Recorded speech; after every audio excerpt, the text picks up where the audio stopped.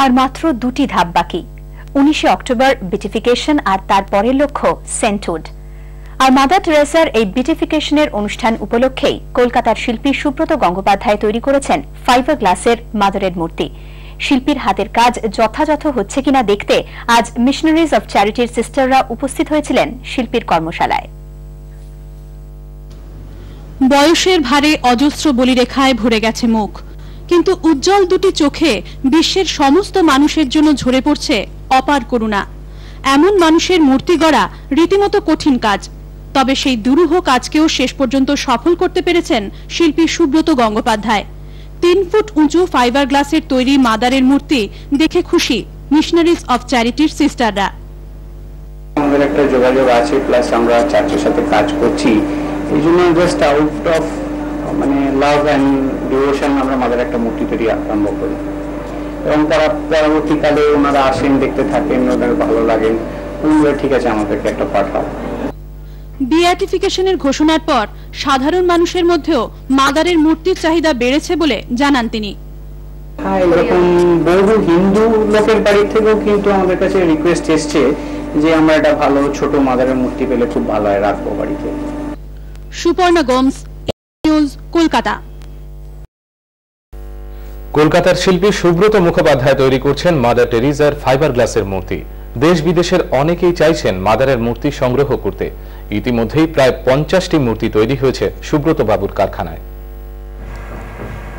বেয়াটিফিকেশনের সাথে সাথেই দেশ বিদেশের মানুষের মধ্যে মাদারের মূর্তির চাহিদা বাড়ছে।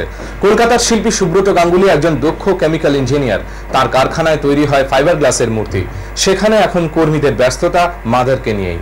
যেহেতু বিয়াটিফিকেশন প্রসিডিওর চলছে এবং বিয়াটিফিকেশনের পর যখন সেন্ট ডিক্লেয়ার হয়, অবভিয়াসলি কেউ সেন্ট ডিক্লেয়ার হলে লোক চায় একটা স্ট্যাচু বাড়িতে রাখবো, কিন্তু তা বলেই নয় কি মাদারের বিয়াটিফিকেশন হচ্ছে ওই জন্য মাদারের মূর্তি রাখবো, বা সেই জন্য স্পেশালি ডিমান্ড কিছু যে আমরা দেখতে পাচ্ছি সেটা নয়, তবে একটা ক্রেজ আছে মাদারের মূর্তি রাখবো বাড়িতে। ইতিমধ্যেই বহু মূর্তি পাঠানো হয়েছে বিদেশে, কিন্তু চাহিদা রয়েছে আরো অনেক।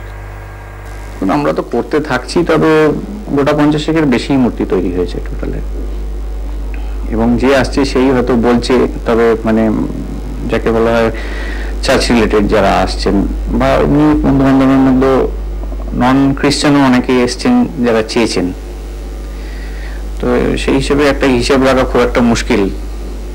সুব্রত বাবুর ইচ্ছে ফাইবার গ্লাসের মূর্তির সাহায্যে মাদারের জীবন চিত্র তৈরি করবেন। আপাতত চলছে তার গবেষণা পর্যায়ের কাজ। পার্থ বন্দ্যোপাধ্যায়, খবর এখন।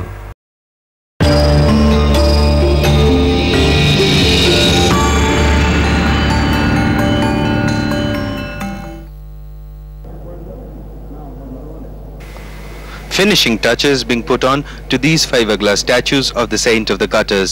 With just days to go for the beatification, the heat is on. Orders are pouring in from home and abroad. Once beatified, Blessed Mother Teresa's idol may be worshipped in churches, and her blessings are clearly in great demand across the world. With beatification coming up, there is really a craze for Mother Teresa. People want to have Mother Teresa in their home as for worshipping. And again, from all over India and abroad, churches are also getting ready for having a statue put up.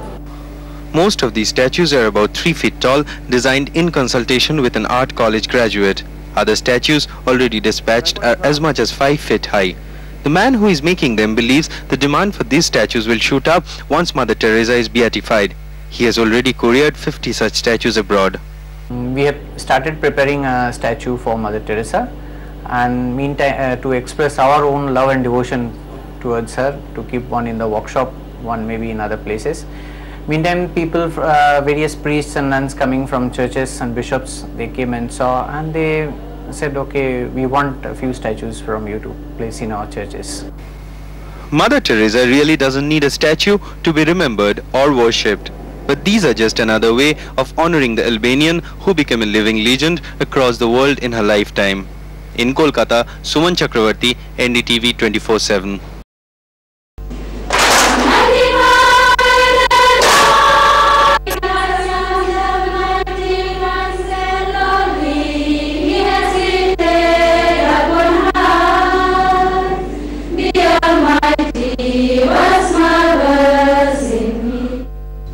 মাদারের নিজের ঘরটিতে এবার বসানো হবে তার একটি মূর্তি। শিল্পী সুব্রত গঙ্গোপাধ্যায়ের তৈরি ফাইবার গ্লাসের মূর্তিটিকে আজ আনা হয়েছে মাদার হাউসে। এদিন শিশু ভবনেও উন্মোচন হলো মাদারের আরেকটি মূর্তি।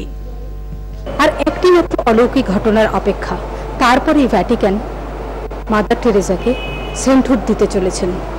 তাতে কিন্তু কলকাতাবাসী মাদার অনুরাগীরা অনেক আগে থেকেই মাদারকে সেন্টহুড দিয়ে রেখেছেন।